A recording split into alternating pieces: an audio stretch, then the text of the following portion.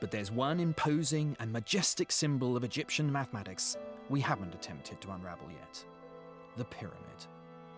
I've seen so many pictures that I couldn't believe I'd be impressed by them. But meeting them face to face, you understand why they're called one of the 7 wonders of the ancient world. They're simply breathtaking. And how much more impressive they must have been in their day, when the sides were as smooth as glass, reflecting the desert sun.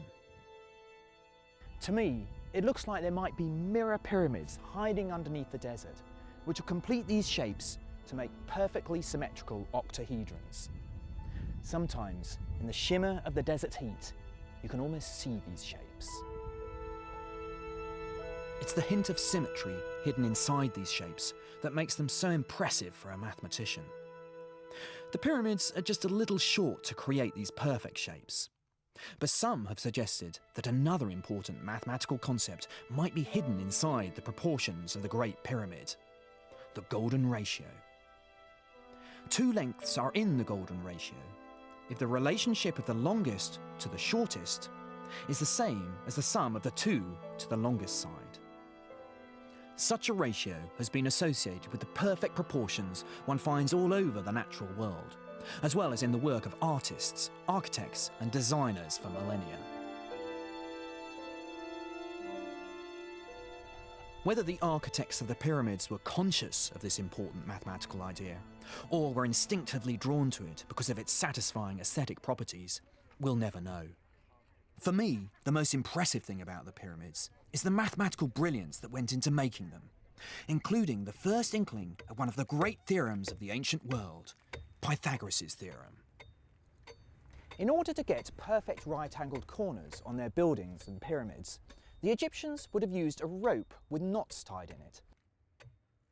At some point, the Egyptians realised that if they took a triangle with sides marked with 3 knots, 4 knots, and 5 knots, it guaranteed them a perfect right angle. This is because 3 squared plus 4 squared is equal to 5 squared. So we've got a perfect Pythagorean triangle. In fact, any triangle whose sides satisfy this relationship will give me a 90-degree angle.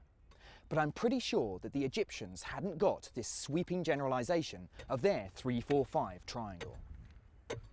We would not expect to find a general proof because this is not the style of Egyptian mathematics. Every problem was solved using concrete numbers, and then if a verification would be carried out at the end, it would use the result and these concrete given numbers. There's no general proof within the Egyptian mathematical texts. It would be some 2,000 years before the Greeks and Pythagoras would prove that all right-angled triangles shared certain properties. This wasn't the only mathematical idea that the Egyptians would anticipate. In a 4,000-year-old document called the Moscow Papyrus, we find a formula for the volume of a pyramid with its peak sliced off, which shows the first hint of calculus at work. For a culture like Egypt that is famous for its pyramids, you would expect problems like this to have been a regular feature within their mathematical texts.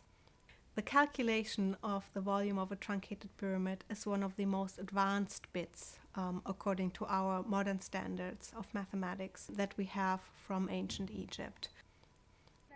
The architects and engineers would certainly have wanted such a formula to calculate the amount of materials required to build it.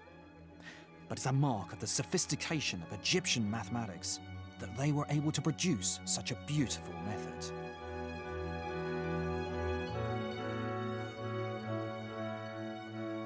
To understand how they derived their formula, start with a pyramid built such that the highest point sits directly over one corner. 3 of these can be put together to make a rectangular box, so the volume of the skewed pyramid is 1/3 the volume of the box. That is, the height times the length times the width divided by 3. Now comes an argument which shows the very first hints of the calculus at work, thousands of years before Gottfried Leibniz and Isaac Newton would come up with the theory. Suppose you could cut the pyramid into slices. You could then slide the layers across to make the more symmetrical pyramid you see in Giza. However, the volume of the pyramid has not changed, despite the rearrangement of the layers, So the same formula works. The Egyptians were amazing innovators, and their ability to generate new mathematics was staggering. For me, they revealed the power of geometry and numbers, and made the first moves towards some of the exciting mathematical discoveries to come. But there was another civilization that had mathematics to rival that of Egypt, and we know much more about their achievements.